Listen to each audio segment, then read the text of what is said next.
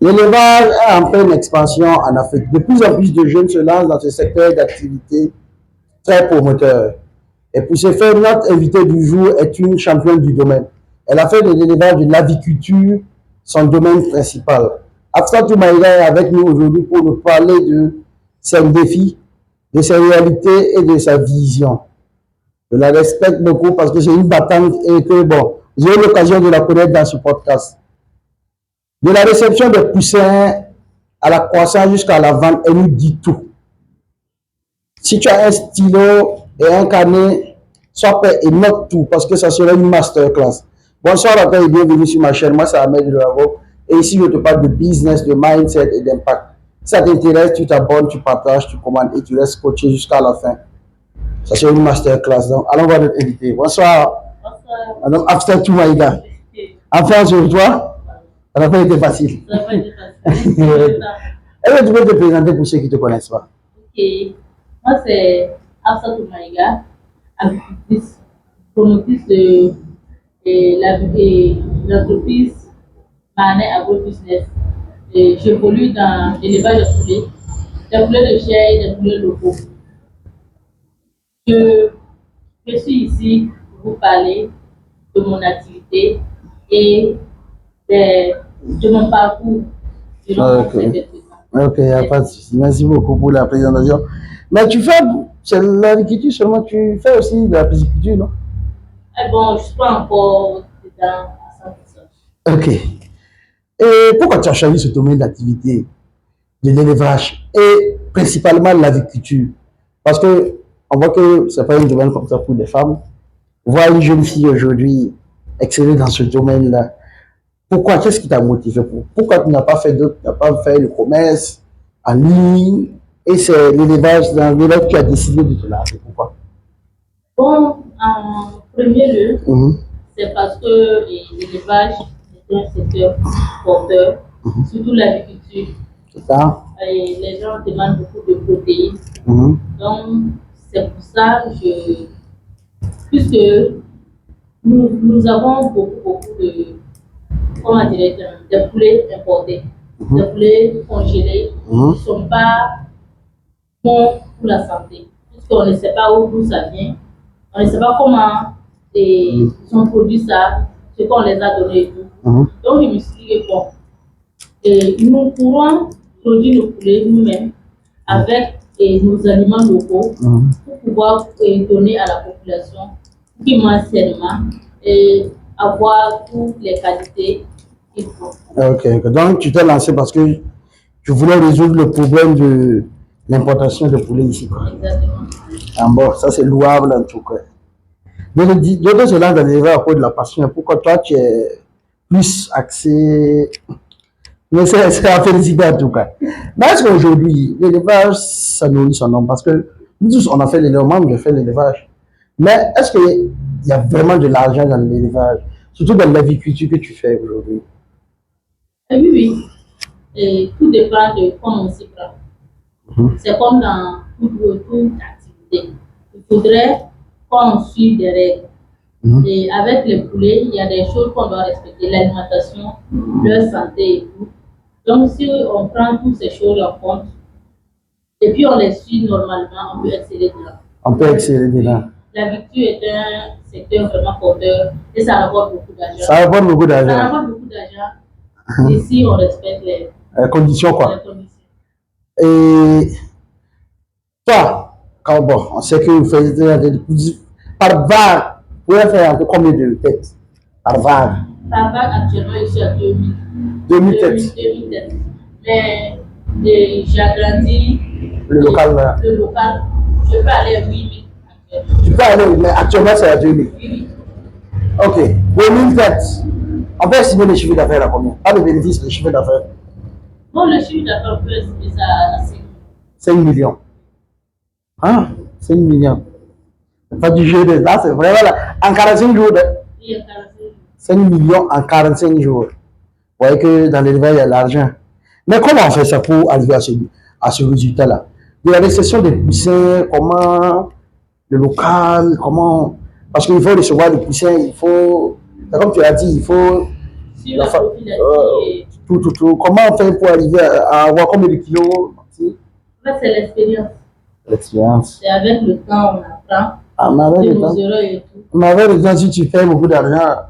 Mais c'est normal, il faut apprendre. On apprend chaque fois, chaque vague avec ses réalités. On n'a jamais une vague et deux vagues qui se ressemblent. Chaque vague avec ses réalités, on apprend au fur et à mesure. Mais c'est la même race, non? C'est la même race, mais ce n'est pas forcément les mêmes producteurs. Genre, on a plusieurs fournisseurs. Des pays qui nous fournissent, ce n'est pas les mêmes producteurs. Et en plus de ça, il y a les conditions climatiques. On peut être en train de chaleur, on peut être en train de fraîcheur. Tout ça, ça joue sur l'élevage. Tout ça, ça joue sur l'élevage. Il faut rappeler que tu me disais avant ça que tu te lèves souvent à 1h du matin pour donner l'eau. Donc on ne dort même pas. On ne dort pas. On doit être permanent. Sur le tiré, quoi. C'est le prix à payer. Quelles sont les difficultés que tu rencontres aujourd'hui dans l'élevage? Au début, par exemple, quelles ont été les difficultés? C'est le financement, ou bien c'est l'expérience, ou bien c'est le savoir-faire? Quelles sont tes difficultés? Bon, il y a d'abord les maladies anciennes. Donc, on doit maîtriser tout ça, connaître les maladies, les symptômes, pour pouvoir traiter. Il y a la commercialisation également. Il faut connaître le marché, puisque tu peux produire et ne pas pouvoir vendre. Tu dois d'abord connaître le marché. Là, dès que tes poules sont arrivés, tu peux couler facilement. Voilà, il y a l'alimentation également. Selon les périodes, le prix varie. Les prix varient, le soja augmente, le maïs augmente. Tout ça, ça réduit la rentabilité. Donc, mais si si on associe l'expérience et le savoir-faire, on arrive à... Donc le financement n'a pas été un problème au début quoi, pour toi? Non, puisque moi j'ai commencé petit. Vous voyez qu'actuellement je suis à 2000 têtes. Mais d'ici la semaine prochaine, je serai à 4000. 4000 têtes? Oui, 4000 têtes. J'ai une commande qui vient. Donc tu as déjà agrandi le local quoi? Voilà, j'ai agrandi le local. D'ici juin, je vais remplir les 8000 têtes là. 8000? Oui. Tu veux 4000 de 8000. La semaine prochaine, j'aurai 2000 pour ajouter 2000 qui sont déjà là. Donc, 4000. Voilà. Chaque 2 semaines, j'augmente. En bon? Voilà. Donc, 4000 têtes, on va faire un calcul. C'est 2000, c'est 1 million. 4000, ça fait 10 millions. 8000, ça fait 20 millions de chiffre d'affaires. Je vais faire de 20 millions de chiffre d'affaires. D'ici la fin de l'année. Ça c'est... Ah, nous, je vais la pris dedans. C'est ça, en soi, des HEC là. Ok. Mais quel conseil donner à quelqu'un qui veut se lancer dans ce domaine-là de l'élevage? Le premier pas, c'est quoi? C'est de se former. La formation. La formation est essentielle. C'est primordial. Il faut obligatoirement se former. Bon, nous, on a commencé. Moi, j'ai commencé, je ne me suis pas formée. J'ai fait ça sur le terrain. J'apprenais de mes erreurs, de tout jusqu'à là. Mais si j'ai un conseil à donner à quelqu'un, c'est de se former. De se former avant de se lancer. Avant de se lancer. Après la formation, il faut commencer petit. Il ne faut pas, parce que tu as beaucoup d'argent. Parce que tu as beaucoup d'argent, il ne faut pas aller directement prendre de grands nombres. Il faut commencer petit et au fur et à mesure d'augmenter. Parce que toi, tu as commencé à combien? 100? J'ai commencé à 100. 100. Tu as 2000, tu veux aller à 4000, voilà. 8000, vous avez 2000 déjà la société. J'ai pris 4 ans de 100 à 2000. J'ai pris plus de 4 ans pour pouvoir faire ça. Donc c'est le temps aussi. Voilà, il y a le temps également. Donc après, quand on sera là à évoluer petit à petit, il faut juste persévérer et être patient. Être patient. Ok. Ça, on voit vraiment que tu connais. Mais quelle est ta vision dans 10 ans? Parce qu'on ne fait pas l'entrepreneuriat, ou bien pour aujourd'hui, on fait ça parce qu'on vise quelque chose devant. Le nom de la société. Mané Agro Business dans 10 ans, c'est quoi? Mané Agro Business serait une grande entreprise de volailles, de production, de commercialisation de volailles. Et pourquoi pas commercialiser l'aliment également, l'aliment de volaille. La provente. Voilà, c'est important. C'est important pour toi. Également, nous allons former des jeunes qui veulent faire comme nous. La formation aussi. Exceller dans le domaine. Puisqu'il ne suffit pas d'être la plus grande productrice du Burkina, de l'Afrique, du monde. Il faudrait qu'après toi, il y ait des gens qui prennent la relève. Donc, transmettre ton savoir, quoi. Également, voilà, c'est ça. Bon, quand je oui, là, c'est un grand point parce que c'est là que les blancs nous dépassent.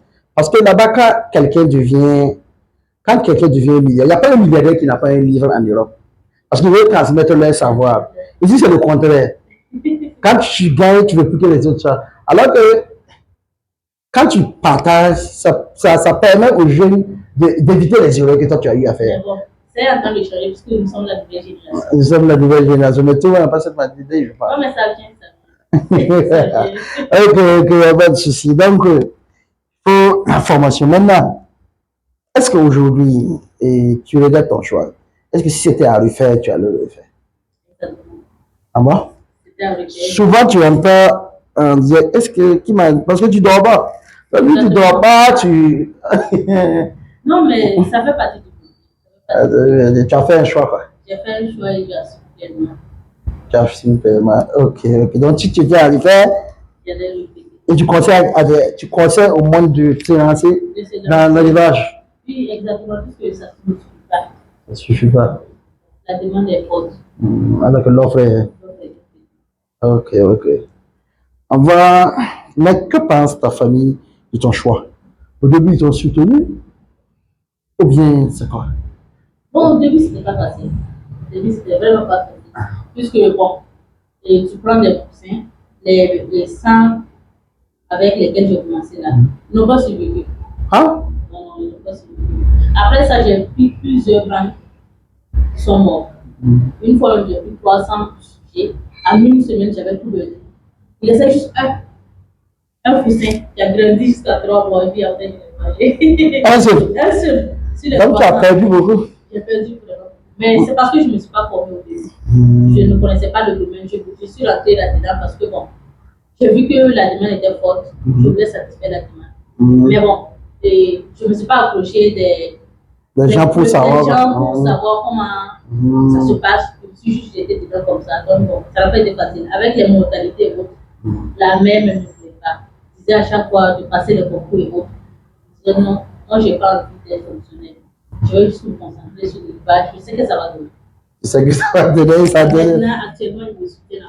Ah ben, ils sont avec toi même. Moi-même, je veux dire que quand quelqu'un fait l'élevage, il peut tout entreprendre. Parce que l'élevage, c'est un domaine qui forme.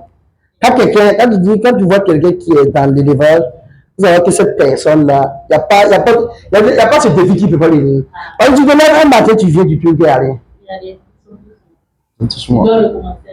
Tu dois avoir le courage de cardio de... Ok.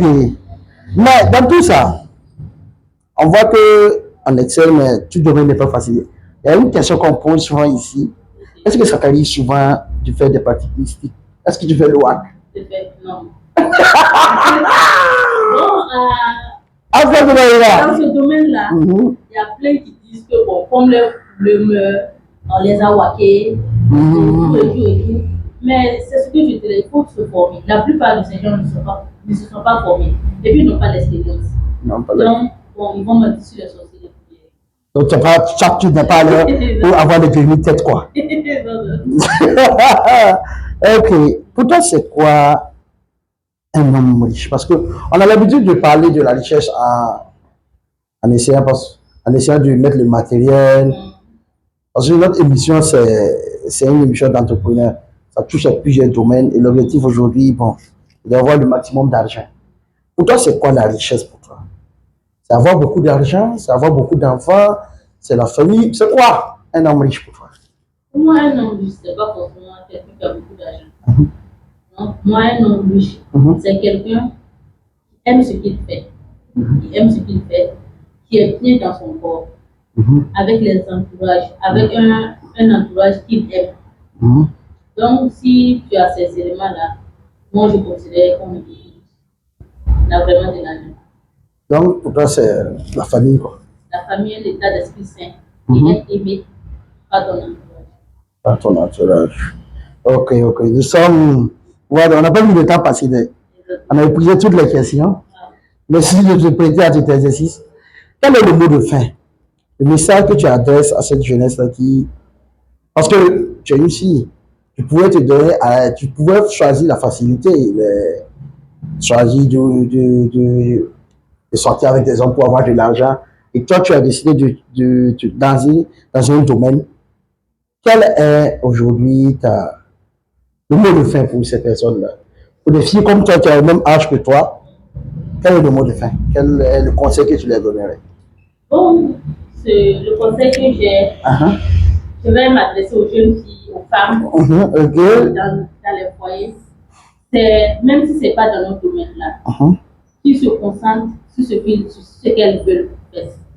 Si tu décides de faire de la mécanique, il ne faut pas dire que la plupart des mécaniciens sont des hommes et que tu vas arrêter. Il faut juste persévérer, apprendre le métier et tu mangeras dedans. Tu mangeras dedans. On retiendrait que tu mangeras dedans.